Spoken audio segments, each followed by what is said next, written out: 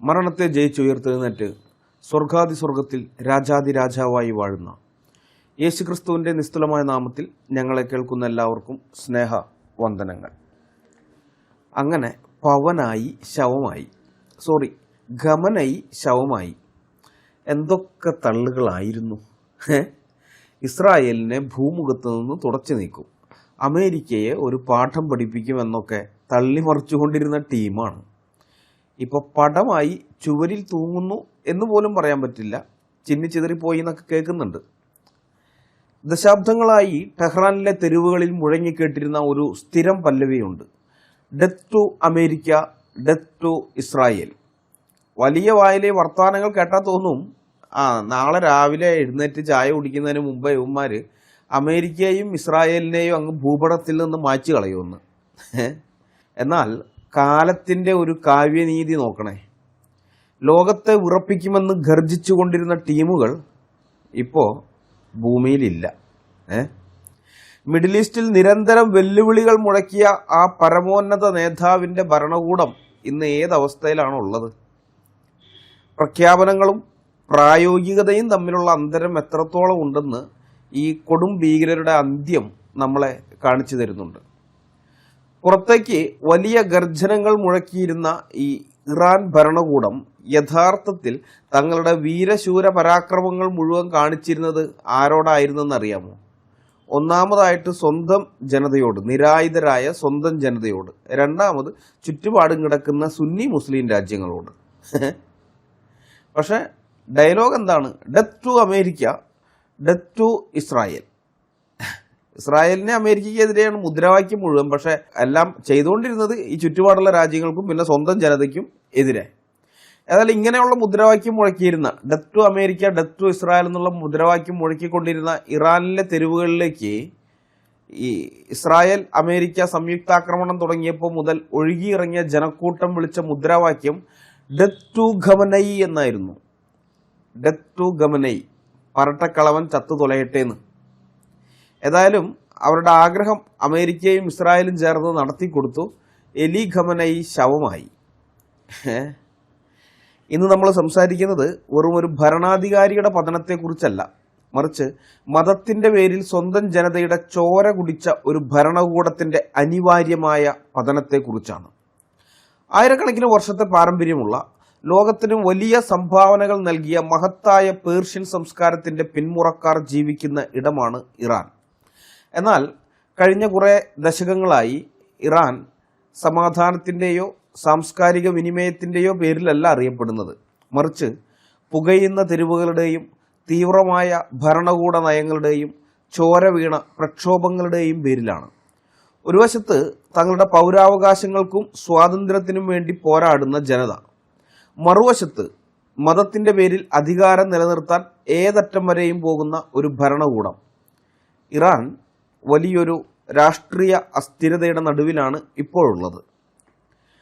American പിന്തുണയുണ്ടായിരുന്ന Muhammad റേസ പൗലവിയുടെ രാജഭരണത്തിനെതിരെ സ്വാതന്ത്ര്യവും ജനാധിപത്യവും സ്വപ്നം കണ്ട് തെരുവിലിറങ്ങിയ ഇറാനിയൻ ജനതയ്ക്ക് പിന്നീട് ലഭിച്ചത് ലോകത്തിലെ തന്നെ ഏറ്റവും കടുത്ത ഒരു മതാധിഷ്ഠിത ഭരണകൂടത്തെയാണ്. ഷായുടെ ഭരണകാലത്തെ പാശ്ചാത്യവൽക്കരണത്തിൽ നിന്നും ഒറ്റയടിക്ക് കർശനമായ മതനിയമങ്ങളിലേക്ക് രാജ്യം പറിച്ചു നടപ്പെട്ടു. വിലായത്ത് ഇ ഹക്കിഹ് അഥവാ ഇസ്ലാമിക നിയമജ്ഞന്റെ ഭരണം എന്ന ആശയത്തിലൂടെ രാജ്യത്തിന്റെ മുഴുവൻ അധികാരവും ജനപ്രതിനിധികളിൽ നിന്നെടുത്ത് പരമോന്നത മതനേതാവിന്റെ അഥവാ സുപ്രീം ലീഡറിന്റെ കൈകളിൽ കേന്ദ്രീകരിച്ചു. സൈന്യം, നീതിന്യായ വ്യവസ്ഥ, മാധ്യമങ്ങൾ, തിരഞ്ഞെടുപ്പ് കമ്മിറ്റി എന്നിങ്ങനെ സകല ഭരണഘടനാ സ്ഥാപനങ്ങളും സുപ്രീം ലീഡറിന്റെ നേരിട്ടുള്ള നിയന്ത്രണത്തിലായി. 1979 ശേഷം ഇറാൻ എന്ന രാഷ്ട്രം കേവലം ഒരു രാജ്യമായിരുന്നില്ല, മതപരമായ ആശയങ്ങൾ ജനങ്ങളുടെ മേൽ അടിച്ചേൽപ്പിക്കുന്ന ഒരു സംവിധാനമായി അത് മാറിക്കഴിഞ്ഞിരുന്നു. ഇവിടെയാണ് നമ്മൾ ഏറ്റവും പ്രധാനപ്പെട്ട ഒരു ചോദ്യത്തിലേക്ക്, അന്താരാഷ്ട്ര തലത്തിൽ തന്നെ ഏറ്റവും പ്രധാനപ്പെട്ട ഒരു ചോദ്യത്തിലേക്ക് കടക്കുന്നത്. ഒരു രാജ്യത്തിന്റെ ഭരണകൂടം എങ്ങനെയായിരിക്കണം എന്നത് ആ രാജ്യത്തെ ജനങ്ങൾ തീരുമാനിക്കേണ്ട കാര്യമാണ്. അന്താരാഷ്ട്ര നിയമം അനുസരിച്ച് ഇറാൻ ഒരു സ്വതന്ത്ര പരമാധികാര രാഷ്ട്രമാണ്. അതുകൊണ്ട് തന്നെ ഒരു സ്വതന്ത്ര പരമാധികാര രാഷ്ട്രത്തിന് നേരെ അമേരിക്കയും ഇസ്രായേലും അടക്കമുള്ള ബാഹ്യശക്തികൾ നടത്തുന്ന നിരന്തരമായ സൈനിക രഹസ്യാന്വേഷണ ഇടപെടലുകളെ നമ്മൾ എങ്ങനെയാണ് നോക്കിക്കാണേണ്ടത്? ഉപരോധങ്ങൾ, നയതന്ത്ര ഉദ്യോഗസ്ഥരെയും ശാസ്ത്രജ്ഞരെയും ലക്ഷ്യം വെച്ചുള്ള കൊലപാതകങ്ങൾ, ഡ്രോൺ ആക്രമണങ്ങൾ, ഇവയെല്ലാം അന്താരാഷ്ട്ര മര്യാദകളുടെയും ഐക്യരാഷ്ട്രസഭാ ചാർട്ടറുകളുടെയും നഗ്നമായ ലംഘനങ്ങളല്ലേ? ഇതാണ് ചോദ്യം. ഞങ്ങൾ ഇന്നലെ ക്ലബ് ഹൗസിൽ ഈ വിഷയം ചർച്ച ചെയ്തു കഴിഞ്ഞപ്പോൾ അവിടെയും ചിലർ കയറി വന്ന് ഇതേ ചോദ്യം ചോദിച്ചു. അപ്പോൾ ഈ ചോദ്യത്തിൻ്റെ ഉത്തരം ആണെന്നുള്ളതാണ്. ഇത് ഐക്യരാഷ്ട്രസഭാ ചാർട്ടറുകളുടെയും അതുപോലെ അന്താരാഷ്ട്ര നിയമങ്ങളുടെയും ഒക്കെ നഗ്നമായ ലംഘനം തന്നെയാണ്. അതിനകത്ത് ഒരു സംശയവുമില്ല. ഒരു സ്വതന്ത്ര പരമാധികാര രാജ്യത്തിൻ്റെ അതിർത്തികൾ ലംഘിക്കുന്നത്, അത് ആര് ലംഘിച്ചാലും നിയമവിരുദ്ധമാണ്. പക്ഷെ ഇവിടെയാണ് ഈ വിഷയത്തിലെ ഏറ്റവും വലിയ സങ്കീർണതയും വിരോധാഭാസവും കിടക്കുന്നത്. അന്താരാഷ്ട്ര നിയമങ്ങളെക്കുറിച്ചും രാജ്യത്തിൻ്റെ പരമാധികാരത്തെക്കുറിച്ചും ഘോരഘോരം സംസാരിക്കുന്ന ഇറാന്റെ ഭരണകൂടം സ്വന്തം ജനതയോട് ചെയ്യുന്നത് എന്താണ്? സ്വന്തം പൗരന്മാരുടെ അടിസ്ഥാന മനുഷ്യാവകാശങ്ങളെ അവർ മാനിക്കുന്നുണ്ടോ? ഇല്ല എന്നുള്ളതാണ് യാഥാർത്ഥ്യം. തങ്ങളുടെ സ്വാതന്ത്ര്യത്തിന് വേണ്ടി തെരുവിലിറങ്ങിയ സ്വന്തം രാജ്യത്തെ വിദ്യാർത്ഥികളെയും യുവാക്കളെയും സ്ത്രീകളെയും എല്ലാം അവർ ക്രൂരമായി അടിച്ചമർത്തി. ജീവിക്കാൻ വേറെ വഴിയില്ലാത്ത അവസ്ഥയിലെത്തിയപ്പോൾ ഭരണകൂട വിരുദ്ധ മുദ്രാവാക്യങ്ങൾ മുഴക്കിയവരെ തൂക്കുമരങ്ങളിലേക്ക് അവർ പറഞ്ഞയച്ചു. അഭിപ്രായ സ്വാതന്ത്ര്യം പോയിട്ട് ഇഷ്ടമുള്ള വസ്ത്രം ധരിക്കാനോ ഇഷ്ടമുള്ള പാട്ട് കേൾക്കാനോ പോലും അവകാശമില്ലാത്ത ഒരു ജനതയാക്കി അവരെ മാറ്റി തീർത്തു. വാസ്തവത്തിൽ ഒരു രാഷ്ട്രം എന്ന് പറഞ്ഞാൽ അവിടുത്തെ ജനങ്ങളാണ്, അല്ലാതെ ഭരണാധികാരികളല്ല. അപ്പോൾ സ്വതന്ത്ര പരമാധികാര രാജ്യം എന്നൊക്കെ പറയുമ്പോൾ അവിടെയുള്ള ജനങ്ങൾക്ക് സ്വാതന്ത്ര്യം ഉണ്ടാകണം, അവരായിരിക്കണം പരമാധികാരികൾ. എങ്കിൽ മാത്രമേ അതിനൊരു സ്വതന്ത്ര പരമാധികാര രാജ്യം എന്ന് പറയാൻ പറ്റുകയുള്ളൂ. അപ്പോൾ ഇവിടെ ഈ ഇറാനിയൻ ഭരണകൂടം അവിടെയുള്ള ജനങ്ങളോട് ഈ കാണിച്ച ഈ വിഷയമുണ്ടല്ലോ, ഇതൊരു വലിയ ധാർമ്മിക പ്രതിസന്ധിയാണ് സൃഷ്ടിക്കുന്നത്.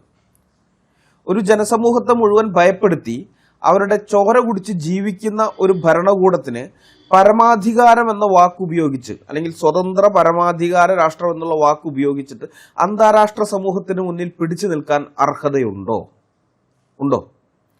ഫാസിസ്റ്റ് സ്വഭാവമുള്ള ഏകാധിപത്യ ഭരണകൂടങ്ങളെ അട്ടിമറിക്കാൻ ബാഹ്യശക്തികളുടെ ഇടപെടൽ ആവശ്യമായി വരുന്ന ചരിത്രപരമായിട്ടുള്ള സാഹചര്യങ്ങൾ ലോകത്തിന് മുൻപ് ഉണ്ടായിട്ടുണ്ട്.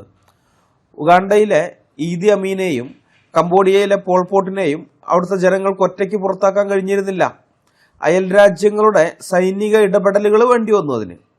ഇറാനിയൻ ജനത ഈ ഭരണകൂടത്തെ സഹിക്കാൻ തുടങ്ങിയിട്ട് ദശകങ്ങൾ പലതായി. സമാനതകളില്ലാത്ത ക്രൂരതകളാണ് ഇറാൻ ഭരണകൂടം അവിടുത്തെ ജനങ്ങളോട് ചെയ്തു വന്നത്.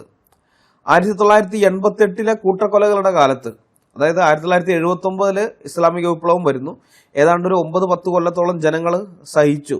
ഈ ഭരണം സഹിച്ചിട്ട് അവസാനം നിവൃത്തി കേട്ടിട്ട് അവർ 88 തെരുവിലിറങ്ങുന്നുണ്ട്. വിപ്ലവം എന്നല്ല, പ്രതിഷേധമാണ്. ജനങ്ങൾ മുദ്രാവാക്യം മുഴക്കിക്കൊണ്ട്, അധികവും യൂണിവേഴ്സിറ്റിയിലെ വിദ്യാർത്ഥികളെ, യുവജനങ്ങളാണ് തെരുവിലിറങ്ങിയത്. അന്ന് 10,000-കണക്കിന് രാഷ്ട്രീയ എതിരാളികളെയാണ് ഇവർ ജയിലിൽ അടച്ചതും കൊന്നൊടുക്കിയതും. അതിൽ ഭൂരിഭാഗവും വിദ്യാർത്ഥികൾ, അതും സ്ത്രീകൾ, പെൺകുട്ടികളൊക്കെയാണ്. ഭരണകൂടത്തെ ചോദ്യം ചെയ്ത 20 വയസ്സ് പോലും തികയാത്ത കോളേജ് വിദ്യാർത്ഥിനികളെ ആയിരക്കണക്കിന് പേരെ കൊന്നു. ഈ പെൺകുട്ടികളെ കൊല്ലുന്നതിന് മുൻപ് ആയത്തുള്ള ഖൊമൈനിയുടെ പട്ടാളം കാണിച്ച ഒരു ക്രൂരതയുണ്ട്. സാക്ഷാൽ ചെകുത്താൻ പോലും അത് കേട്ടാൽ മൂക്കത്ത് വിരൽ വെച്ചു പോകും. അവന്റെ ബുദ്ധിയിൽ പോലും തോന്നാത്ത ഐഡിയയാണ് ഈ കളവന്മാരുടെ പരട്ടക്കളവൻ ആയത്തുള്ള ഖൊമൈനിയുടെ തലച്ചോറിൽ തോന്നിയത്. കാരണം ഈ ഷിയ വിശ്വാസം അനുസരിച്ച് കന്യകയായ ഒരു പെൺകുട്ടി മരിച്ചാൽ അവൾ നേരെ സ്വർഗത്തിൽ പോകും. അതാണ് ഇപ്പോഴും അത് തന്നെയാണ് അവരുടെ വിശ്വാസം, അതാണ്. അപ്പോൾ തങ്ങളെ എതിർത്ത ഈ പെൺകുട്ടികൾ യാതൊരു കാരണവശാലും സ്വർഗത്തിൽ പോകാൻ പാടില്ല. അതിന് ഈ മതഭ്രാന്തന്മാർ കണ്ടുപിടിച്ച മാർഗം എന്താണെന്നറിയാമോ? വധശിക്ഷ നടപ്പിലാക്കുന്നതിന്റെ തലേ ദിവസം രാത്രി ജയിൽ വാർഡന്മാരുമായിട്ട് ഈ പെൺകുട്ടികളുടെ നിക്കാമുത്ത നടത്തും. നിക്കാമുത്ത നമുക്കറിയാലോ, താൽക്കാലിക വിവാഹം, അതങ്ങോട്ട് നടത്തും.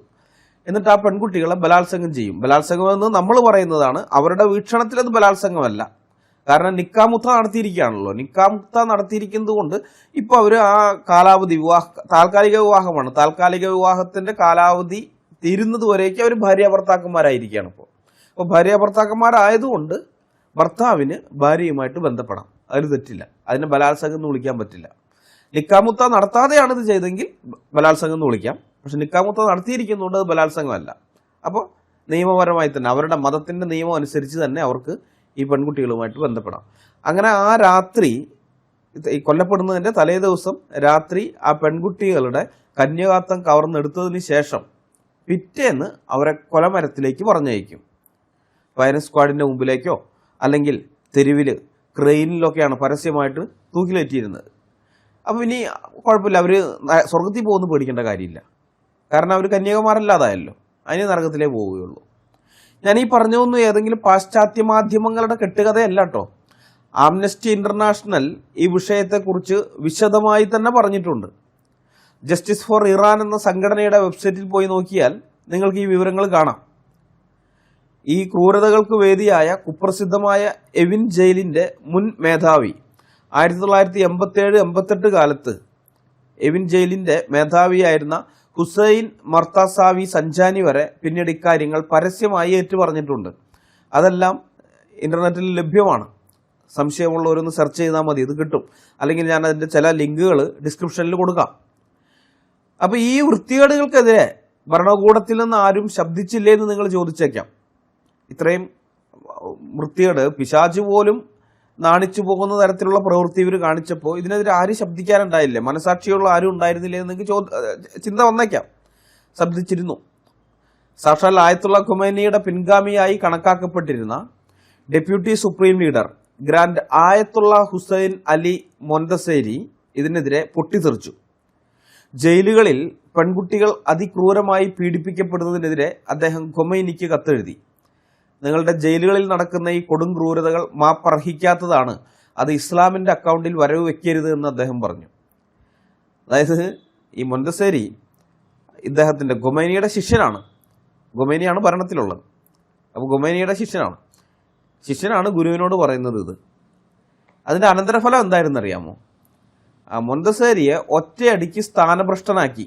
അദ്ദേഹം ഡെപ്യൂട്ടി സുപ്രീം ലീഡറാണ്, അതായത് രണ്ടാമനാണ്, ഭരണത്തിലെ രണ്ടാമനാണ്.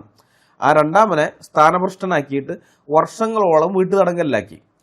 അപ്പം ഇദ്ദേഹം അധികാരത്തിൽ നിന്ന് മാറിയത് കൊണ്ട് മാത്രമാണ് 89-ൽ ഈ ഇപ്പോഴത്തെ എലി ഖമൈനിക്ക്, ഇപ്പൊ തട്ടിയല്ലോ ഇസ്രായേലും ട്രംപും നെതന്യാഹുവും കൂടി പുകച്ച് കളഞ്ഞ എലി ഖമനയി ഉണ്ടല്ലോ, ആ എലി ഖമനയുടെ ഭരണത്തിലേക്കുള്ള കടന്നുവരവിന്റെ കാരണം ഈ രണ്ടാമത്തെ സ്ഥാനത്ത് നിന്ന് മൊന്തസേരി മാറിയതുകൊണ്ടാണ്. അല്ലാന്നുണ്ടെങ്കിൽ ഖമനയി അല്ല, മൊന്തസേരി ആയിരുന്നേനെ സുപ്രീം ലീഡർ. അപ്പൊ അദ്ദേഹത്തെ സ്ഥാനഭ്രഷ്ടനാക്കി വർഷങ്ങളോളം വീട്ടുതടങ്കലിലാക്കി. വീട്ടുതടങ്കലിൽ കിടന്നാണ് 2009-ൽ അദ്ദേഹം മരിക്കുന്നത്. 2009-ലെ അപ്പോൾ മരിക്കുന്നതിന് മുമ്പ് വീട്ടുതടങ്കലെന്ന് ഒഴിവാക്കി കിട്ടാൻ വേണ്ടി ഇദ്ദേഹം ഈ ഖമനയിയോട് കുറെ ആവശ്യപ്പെട്ടിരുന്നതാണ്. കാരണം ഖമനയ്ക്ക് ഇദ്ദേഹത്തിന്റെ കീഴിലുണ്ടായിരുന്ന ആളാണ്. പക്ഷെ ഖമനയി വീട്ടുതടങ്കൽ മാറ്റിയില്ല, വീട്ടുതടങ്കലിൽ കിടന്ന് തന്നെയാണ് അദ്ദേഹം മരിച്ചത്. അപ്പൊ സ്വന്തം പിൻഗാമിയെ പോലും വിശ്വസിക്കാത്ത, സത്യം കേൾക്കാൻ ഭയമുള്ള ഇത്തരം നരാധവന്മാർ അധികാരത്തിലിരുന്നാൽ ആ ജനതയുടെ ഗതി എന്താകുമെന്ന് നമുക്ക് ഊഹിക്കാവുന്നതല്ലേ ഉള്ളൂ. 80-കളിൽ തുടങ്ങിയ ആ ഭീകരതയുടെ തുടർച്ചയാണ് പിന്നീട് നമ്മൾ കണ്ടത്. ഹിജാബ് ധരിച്ചത് ശരിയായ രീതിയിലല്ല എന്ന വലിയ കുറ്റത്തിന് മഹ്സ അമിനിയെ ഇവർ തല്ലിക്കൊന്നു. അതിനെതിരെ പ്രതിഷേധവുമായി തെരുവിലിറങ്ങിയ ആയിരക്കണക്കിന് യുവതിയുവാക്കളെ ഇവർ വെടിവെച്ച് വീഴ്ത്തി. എന്നിട്ടും ഇവരുടെ രക്തദാഹം തീർന്നില്ല. ചരിത്രത്തിൽ സമാനതകളില്ലാത്ത ഒരു ശവക്കച്ചവടമാണ് പിന്നെ ഇറാനിൽ അരങ്ങേറിയത്. തെരുവിൽ വെടിയേറ്റ് വീണ സ്വന്തം മക്കളുടെ മൃതദേഹം ചോദിച്ചെത്തിയ മാതാപിതാക്കളോട് ആ ഭരണകൂടം എന്താണ് പറഞ്ഞതെന്നറിയാമോ? നിങ്ങളുടെ മക്കളെ കൊല്ലാൻ ഞങ്ങൾ ഉപയോഗിച്ച വെടിയുണ്ടയുടെ കാശ് തന്നിട്ട് ബോഡി എടുത്തുകൊണ്ട് പൊക്കോന്ന്. സ്വന്തം ജനങ്ങളെ കൊന്നിട്ട് ആ മൃതദേഹങ്ങൾ വിറ്റ് കാശാക്കിയ ഒരേ ഒരു ഭരണകൂടമേ ലോകത്ത് കാണൂ, അത് ഈ പറയുന്ന ഇറാനിയൻ ഭരണകൂടമാണ്. ഇനി ഇവരുടെ വിദേശ നയം എന്താണ്? ഇവരുടെ നാട്ടില് ആഭ്യന്തര രാഷ്ട്രീയം ഒരു അഗ്നിപർവ്വതമാണെങ്കിൽ വിദേശ നയം പശ്ചിമേഷ്യയിലാകെ പടർന്നു പിടിക്കുന്ന ഒരു കാട്ടുതീയാണ്. അമേരിക്കയോടും ഇസ്രായേലിനോടും നേരിട്ട് യുദ്ധം ചെയ്യാൻ സാമ്പത്തികവും സൈനികവുമായ പരിമിതികളുള്ള ഇറാൻ കഴിഞ്ഞ 4 പതിറ്റാണ്ടുകളായി പ്രയോഗിക്കുന്ന ഏറ്റവും വലിയ തന്ത്രമാണ് പ്രോക്സി യുദ്ധങ്ങൾ. സ്വന്തം രാജ്യത്തെ സൈന്യത്തെ ഉപയോഗിക്കാതെ മറ്റ് രാജ്യങ്ങളിലെ സായുധ സംഘങ്ങൾക്ക്, ഭീകര സംഘടനകൾക്ക് പണവും ആയുധങ്ങളും പരിശീലനവും നൽകി തങ്ങളുടെ ശത്രുക്കൾക്കെതിരെ പോരാടാൻ ഉപയോഗിക്കുന്ന രീതിയാണിത്. ഇറാൻ ഇതിനെ പ്രതിരോധത്തിന്റെ അച്ചുതണ്ടെന്ന് വിളിക്കുമ്പോൾ ലോകം ഇതിനെ കാണുന്നത് ഈ മേഖലയിലെ സമാധാനം കെടുത്തുന്ന തീവ്രവാദ ശൃംഖലയായിട്ടാണ്. സ്വന്തം രാജ്യത്തെ ജനങ്ങൾക്ക് സമാധാനത്തോടെ ജീവിക്കാൻ വകുപ്പില്ല, അപ്പോഴാണ് ഇവന്മാർ അയൽക്കാരുടെ നെഞ്ചത്തോട്ട് കയറുന്നത്. നേരിട്ട് യുദ്ധത്തിന് പോകാനുള്ള, ഇസ്രായേലിനോടും അമേരിക്കയോടും ഒക്കെ നേരിട്ട് യുദ്ധത്തിന് പോകാനുള്ള ധൈര്യമില്ലാത്തത് കൊണ്ട് ചുറ്റുമുള്ള രാജ്യങ്ങളിൽ പ്രോക്സി ഗ്രൂപ്പുകളെ തീറ്റിപ്പോറ്റുകയാണ് ഇവരുടെ പണി. ലെബനനിലെ ഹിസ്ബുള്ള, ഗാസയിലെ ഹമാസ്, പലസ്തീനിയൻ ഇസ്ലാമിക് ജിഹാദ് ഗാസയിൽ തന്നെയുള്ളത്, ഇറാഖിലെയും സിറിയയിലെയും വിവിധ ഷിയ മിലിഷ്യകൾ, യമനിലെ ഹൂത്തി വിമതർ. ഈ സായുധ സംഘങ്ങളുടെ എല്ലാം ഏറ്റവും വലിയ സാമ്പത്തിക സൈനിക സ്രോതസ് ഇറാന്റെ ഇസ്ലാമിക് റവല്യൂഷണറി ഗാർഡ് കോർപ്സ് ആണ്, IRGC എന്ന് പറയും. അവരുടെ കീഴിലുള്ള ഗുഡ്സ് ഫോഴ്സ് ആണ് ഇതിനെല്ലാം ഏകോപിപ്പിക്കുന്നത്. വേണ്ടുന്ന സഹായം, സാമ്പത്തികവും സൈനിക ആയുധപരമായ സഹായമൊക്കെ നൽകുന്നത് ഈ ഗുഡ്സ് ഫോഴ്സ് ആണ്. എന്നാൽ ഈ പ്രോക്സി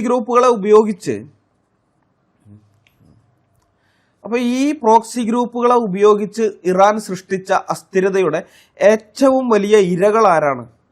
അമേരിക്കയാണോ അല്ല ഇസ്രായേലാണോ? അമേരിക്കയും ഇസ്രായേലും ഒക്കെ ഇതിന്റെ ഇരകളായി മാറിയിട്ടുണ്ട്, അല്ലാന്നല്ല. പക്ഷേ അതിനേക്കാൾ ഉപരി പശ്ചിമേഷ്യയിലെ സാധാരണക്കാരായ അറബ് ജനത കൂടിയാണ് ഇറാന്റെ ഈ പ്രവൃത്തികളുടെയൊക്കെ കഷ്ടതയും അതിന്റെ അനന്തരഫലങ്ങളൊക്കെ അനുഭവിക്കേണ്ടി വന്നത്. സിറിയയിലും ലെബനനിലും യമനിലും ലക്ഷക്കണക്കിന് മനുഷ്യരാണ് ഇറാൻ നടത്തിയ ഈ പ്രോക്സി യുദ്ധങ്ങളിൽ കൊല്ലപ്പെട്ടത്. ഇസ്രായേലിനെ ഭൂമുഖത്തു നിന്ന് തുടച്ചു നീക്കുമെന്ന് പ്രഖ്യാപിക്കുന്ന ഇറാൻ ഭരണകൂടം കഴിഞ്ഞ കുറേ വർഷങ്ങളായി ഏറ്റവും കൂടുതൽ ആക്രമണങ്ങൾ അഴിച്ചുവിട്ടിട്ടുള്ളത് അയൽവാസികളായ ഇസ്ലാമിക രാജ്യങ്ങൾക്ക് നേരെ തന്നെയാണ്. സൗദി അറേബ്യയും UAEയും ഖത്തറും ഒക്കെ ഉൾപ്പെടുന്ന സുന്നി ഭൂരിപക്ഷ അറബ് രാജ്യങ്ങളെ തങ്ങളുടെ ഏറ്റവും വലിയ ജിയോ പൊളിറ്റിക്കൽ എതിരാളികളായിട്ടാണ് ഇറാനിലെ ഷിയ ഭരണകൂടം കാണുന്നത്. യമനിലെ ഹൂതികൾക്ക് ആയുധം നൽകിക്കൊണ്ട് ഇറാൻ ലക്ഷ്യം വെച്ചത് സൗദി അറേബ്യയാണ്. സൗദിയുടെ എണ്ണ ശുദ്ധീകരണശാലകൾക്ക് നേരെയും UAEയിലെ പല നഗരങ്ങൾക്ക് നേരെയും നടന്ന ഡ്രോൺ മിസൈൽ ആക്രമണങ്ങൾക്ക് പിന്നിൽ ഹൂതികളാണ് ആക്രമണം നടത്തുന്നത്. പക്ഷെ അതിന്റെ പുറകിൽ ഇറാന്റെ സാങ്കേതിക വിദ്യയും ഇറാന്റെ ആയുധങ്ങളുമായിരുന്നു. അതായത് പശ്ചിമേഷ്യയുടെ സാമ്പത്തിക ഭദ്രതയെയും സമാധാന അന്തരീക്ഷത്തെയും തകർക്കാൻ ഒരു ഇസ്ലാമിക രാജ്യം തന്നെ മറ്റ് ഇസ്ലാമിക രാജ്യങ്ങൾക്ക് നേരെ പ്രോക്സി ഗ്രൂപ്പുകളെ ഉപയോഗിക്കുന്നു. ചെങ്കടലിലൂടെയുള്ള അന്താരാഷ്ട്ര വ്യാപാര കപ്പലുകൾക്ക് നേരെ നടക്കുന്ന ആക്രമണങ്ങൾ ആഗോള സമ്പദ് വ്യവസ്ഥയെ തന്നെയാണ് ബാധിക്കുന്നത്. അതായത് നമ്മളെ എല്ലാം ഇത് ബാധിക്കുന്നുണ്ട്. സാധനങ്ങൾക്ക് വിലക്കയറ്റം വരുന്നതും എണ്ണവില വർദ്ധിക്കുന്നതെല്ലാം ഇതിന്റെ ഭാഗമായിട്ട് വരുന്നുണ്ട്. അപ്പം അതുകൊണ്ട് തന്നെ ഈ പ്രോക്സി ഗ്രൂപ്പുകളുടെയും അവരെ നിയന്ത്രിക്കുന്ന ഇറാന്റെ സൈനിക മത നേതൃത്വത്തിന്റെയും തകർച്ച അമേരിക്കയോ ഇസ്രായേലോ മാത്രം ആഗ്രഹിക്കുന്ന കാര്യമല്ല.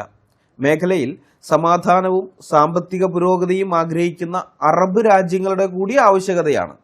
ഈ സായുധ സംഘങ്ങളെ നിയന്ത്രിച്ചിരുന്ന ഇറാനിയ നേതൃത്വത്തിനേൽക്കുന്ന ഓരോ പ്രഹരവും പശ്ചിമേഷ്യയിലെ രാജ്യങ്ങൾ വലിയൊരളവോളം ആശ്വാസത്തോടെയാണ് നോക്കിക്കാണുന്നത്. കാരണം മനുഷ്യരാശിക്ക് യാതൊരു ഗുണവും ചെയ്യാത്ത സമാധാന അന്തരീക്ഷം പൂർണ്ണമായും അട്ടിമറിക്കുന്ന ഒന്നാണ് ഈ പ്രോക്സി യുദ്ധങ്ങൾ. അതുകൊണ്ട് തന്നെയാണ് ഇറാൻ ഭരണകൂടം തകരേണ്ടത് അനിവാര്യമാകുന്നത്. 10,000-കണക്കിന് നിരപരാധികളെ കൊന്നൊടുക്കിയ പ്രോക്സി ഗ്രൂപ്പുകളെ ഉപയോഗിച്ച് ചുറ്റുമുള്ള രാജ്യങ്ങളിലെ സമാധാനാന്തരീക്ഷം പൂർണ്ണമായും അട്ടിമറിച്ച അലി ഖമനയി എന്ന സുപ്രീം ഭീകരൻ കൊല്ലപ്പെട്ടത് മനുഷ്യരാശിക്ക് തന്നെ ഗുണകരമായ കാര്യമാണ്. അയാൾ കേവലം ഒരു രാഷ്ട്രത്തലവനായിരുന്നില്ല, മറിച്ച് മനുഷ്യത്വമില്ലാത്ത ഒരു മതഭീകരനായിരുന്നു.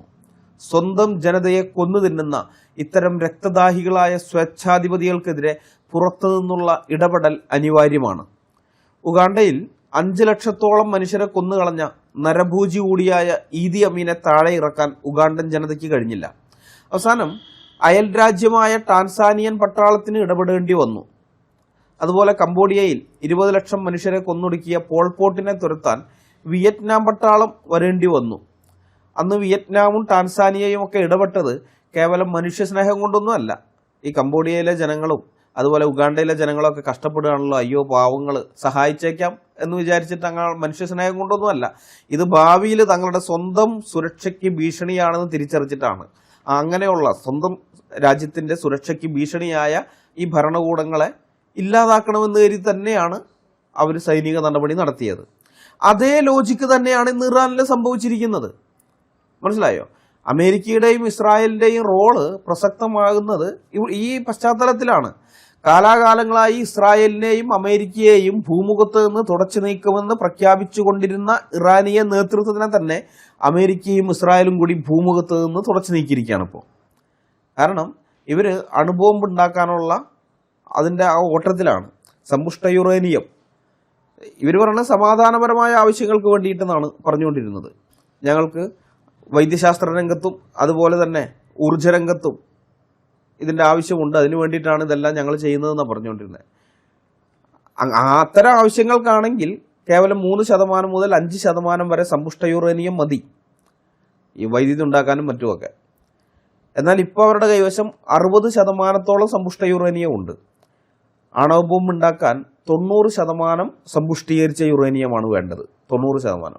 അതായത് നിലവിലെ ഒരു 60% അവരുടെ കയ്യിൽ എൻറിച്ച് യുറേനിയം, സമ്പുഷ്ട യുറേനിയം ഉണ്ട്. അത് 90% ആകാൻ അധികം കാലമൊന്നും വേണ്ട, മാസങ്ങൾ മതി. അപ്പം ഇങ്ങനെയുള്ള, അതായത് ഇസ്രായേലിൻ്റെയും അമേരിക്കയുടെയും മരണമെന്ന് മുദ്രാവാക്യം മുഴക്കിക്കൊണ്ടിരിക്കുന്ന ഈ ഇറാൻ ഭരണകൂടത്തിൻ്റെ കൈവശം അണുബോംബ് വന്നാൽ, അവർ അണുബോംബ് വികസിപ്പിച്ചാൽ അത് തങ്ങളുടെ നിലനിൽപ്പിനെ തന്നെ ബാധിക്കുമെന്ന് തിരിച്ചറിഞ്ഞ ഇസ്രായേലും ഇറാന്റെ ഭീഷണികൾക്ക് മുന്നിൽ മുട്ടുമടക്കാൻ തയ്യാറാകാതിരുന്ന ട്രംപ് ഭരണകൂടവും സ്വീകരിച്ച കടുത്ത നിലപാടുകളാണ് അലി ഖമനേയിയെ ഹൂറികളുടെ അടുക്കലേക്ക് പറഞ്ഞുവിടാൻ കാരണമായത്. അതുകൊണ്ട് ഒരു സ്വതന്ത്ര പരമാധികാര രാഷ്ട്രത്തിന് നേരെയുള്ള ആക്രമണമാണ് ഇതെന്ന് പറഞ്ഞ് വിലപിക്കുന്നതിൽ യാതൊരു അർത്ഥവുമില്ല. മനസ്സിലായോ? അമേരിക്കയും ഇസ്രായേലും സംയുക്തമായി ഈ നീക്കങ്ങൾ നടത്തിയത് അവരുടെ സ്വന്തം താല്പര്യങ്ങൾ സംരക്ഷിക്കാൻ വേണ്ടി തന്നെയാണ്. അവരുടെ രാഷ്ട്രത്തിൻ്റെ താല്പര്യങ്ങൾ, അവരുടെ രാഷ്ട്രത്തിൻ്റെ സുരക്ഷ, അതിനുവേണ്ടി തന്നെയാണ്. ഇന്റർനാഷണൽ പൊളിറ്റിക്സിൽ മനുഷ്യസ്നേഹത്തെക്കാൾ വലുത് രാജ്യത്തിൻ്റെ താല്പര്യങ്ങളാണ്. ഈ ഓപ്പറേഷൻ വഴി ലോകത്തിന് തലവേദനയായിരുന്ന ഒരു മതഭീകര ഭരണകൂടത്തിൻ്റെ നട്ടെല്ലൊടിക്കാൻ അമേരിക്കയ്ക്കും ഇസ്രായേലിനും സാധിച്ചു. ആ അർത്ഥത്തിൽ മാനവരാശിക്ക് പൊതുവേയും ഇറാനിയൻ ജനതയ്ക്ക് പ്രത്യേകിച്ച്, ഇറാനിയൻ ജനതയ്ക്കും പിന്നെ മിഡിൽ ഈസ്റ്റിലുള്ള ജനതയ്ക്കും പ്രത്യേകിച്ചും ഗുണമുള്ള കാര്യമാണ് അമേരിക്കയും ഇസ്രായേലും ചെയ്തിരിക്കുന്നത്. ഈ നിർണായകവും ധീരവുമായ തീരുമാനമെടുത്ത അമേരിക്കൻ നേതൃത്വത്തിനും ഡൊണാൾഡ് ട്രംപിനും അതുപോലെ ഇസ്രായേൽ ക്യാബിനറ്റിനും പ്രത്യേകിച്ച് പ്രധാനമന്ത്രി ബെഞ്ചമിൻ നെതന്യാഹുവിനും ലോക സമൂഹം വലിയ അഭിനന്ദനങ്ങൾ നൽകേണ്ടതുണ്ട്. അവരെ പൂർണ്ണമായിട്ടും പിന്തുണയ്ക്കേണ്ടതുണ്ട്. ഇറാൻ ഭരണകൂടം അത് തകരേണ്ടത് തന്നെയായിരുന്നു. അലി ഖമനേയി കൊല്ലപ്പെടേണ്ട ആൾ തന്നെയാണ്. കാരണം അത്രത്തോളം ചോര ആ മനുഷ്യന്റെ കൈകളിൽ പുരണ്ടിട്ടുണ്ട്. എന്നാൽ ഖമനേയിമാരോ മറ്റ് നേതാക്കളോ മാറി വന്നതുകൊണ്ട് മാത്രം ഇറാനിൽ പ്രശ്നങ്ങൾ തീരില്ല. ഇറാനിയൻ ജനത ഈ മതഭീകരതയിൽ നിന്ന് പുറത്തു കടക്കേണ്ടത് കാലഘട്ടത്തിന്റെ ആവശ്യകതയാണ്. ഇറാനിലെ ഇസ്ലാമിക ഭരണകൂടത്തെ പൂർണ്ണമായും തച്ചുടച്ചാൽ മാത്രമേ, ഒരു ജനാധിപത്യ ഭരണകൂടം അവിടെ വന്നാൽ മാത്രമേ ഇറാനിലെ സ്ത്രീകൾക്കും ലിബറൽ ജനതയ്ക്കും അന്തസ്സോടെയുള്ള ഒരു ജീവിതം സാധ്യമാകുകയുള്ളൂ. പാകിസ്ഥാനും അഫ്ഗാനിസ്ഥാനും ബാധിച്ച 7-ാം നൂറ്റാണ്ടിലെ അർബുദം തന്നെയാണ് ഇറാനിലെ ഈ ഭരണകൂടത്തെയും ബാധിച്ചിരിക്കുന്നത്. സ്വന്തം ജനതയെ കൂട്ടക്കുരുതി നടത്തിയ ഒരു സ്വേച്ഛാധിപതിയും ചരിത്രത്തിൽ വിജയിച്ചിട്ടില്ല. ഈ മതഭീകര ഭരണകൂടം തകരേണ്ടത് അവിടുത്തെ സാധാരണക്കാരായ ജനങ്ങളുടെ സുഖജീവിതത്തിന്, സമാധാന ജീവിതത്തിന്, സ്വാതന്ത്ര്യത്തോടെയുള്ള ജീവിതത്തിന് ആവശ്യമാണ്. സ്വന്തം സുഖത്തിനു വേണ്ടി സ്വന്തം പൗരന്മാരെ കൊന്നൊടുക്കിയ ഈ മതഭ്രാന്തന്മാർക്കെതിരെ നടക്കുന്ന ഏത് ശക്തമായ നടപടിയെയും നമ്മൾ പിന്തുണച്ചേ മതിയാകുകയുള്ളൂ. ഈ മാറ്റങ്ങൾ ഇറാനിയൻ ജനതയെ, പ്രത്യേകിച്ച് അവിടുത്തെ സ്ത്രീകളെ പൂർണ്ണ സ്വാതന്ത്ര്യത്തിലേക്കും ഒരു യഥാർത്ഥ ജനാധിപത്യത്തിലേക്കും നയിക്കട്ടെ എന്ന് നമുക്ക് പ്രത്യാശിക്കാം. ഈ വീഡിയോ ഞാൻ ഇവിടെ അവസാനിപ്പിക്കുകയാണ്. അടുത്ത വീഡിയോയുമായി വരുന്നതുവരെ നമ്മളെല്ലാവരെയും കർത്താവായ യേശുക്രിസ്തു കാത്ത് സൂക്ഷിക്കുമാറാകട്ടെ. അവിടുത്തെ വിലയേറിയ നാമം മാത്രം എന്നും എന്നേക്കും വാഴ്ത്തപ്പെടട്ടെ. ആമേൻ.